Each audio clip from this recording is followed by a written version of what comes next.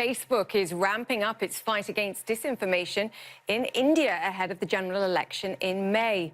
The company has announced it is expanding its fact-checking network in the country.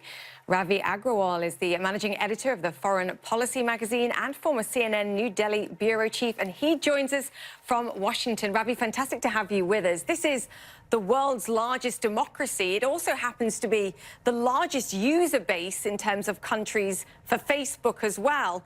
3 months out for an election, given everything that we know about disinformation, it feels a little bit too little too late for me. What are your views?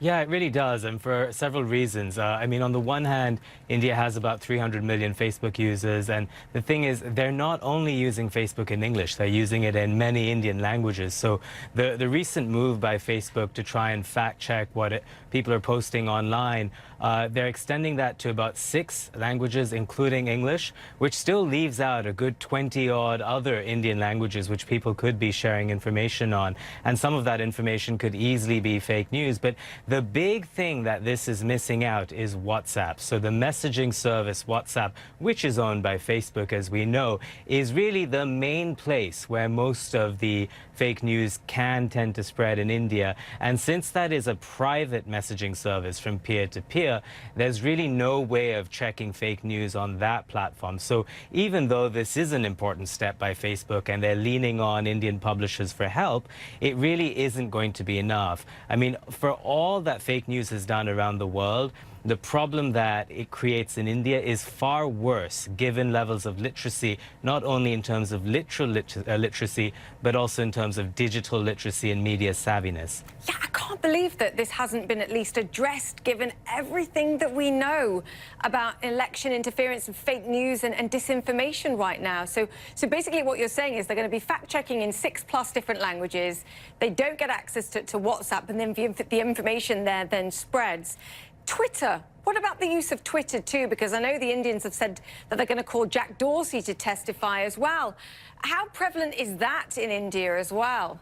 Well, Twitter has a much smaller user base than Facebook or WhatsApp globally, and that is certainly true for India as well. I mean, it's an English language only platform, and only a certain section of Indians speak English to begin with.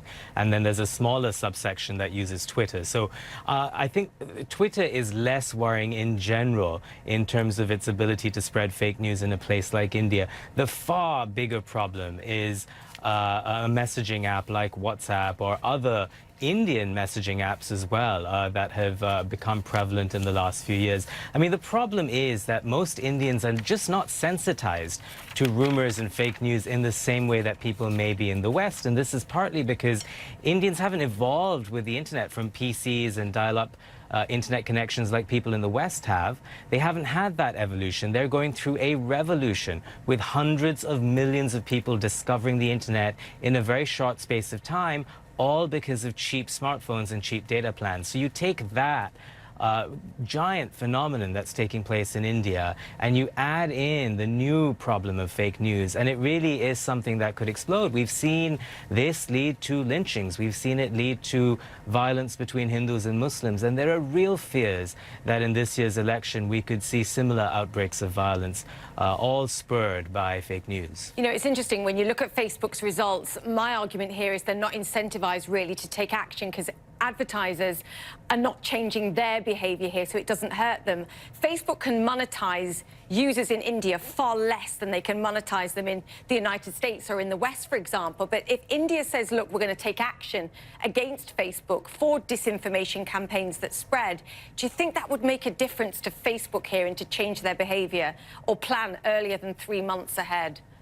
Well, it's hard to say what action India really can take. I mean, you know, the internet is just the wild, wild west in that sense, where it's very difficult to regulate players that you've already let in. So, you know, India's let in the likes of Facebook. Google is by far and away the biggest search engine in India. It's very hard to regulate them once they're already in place and have really created the infrastructure of the virtual world in a place like India. So in that sense, it is too far, too late. But I think what both sides really need to focus on in the months and years ahead is to invest heavily in digital literacy and to invest heavily in media literacy. And those are things that India needed to do anyway. But I think the onslaught of the digital era has only sped up that process. And so it really is something that is front and center for Indian politicians, for voters as well.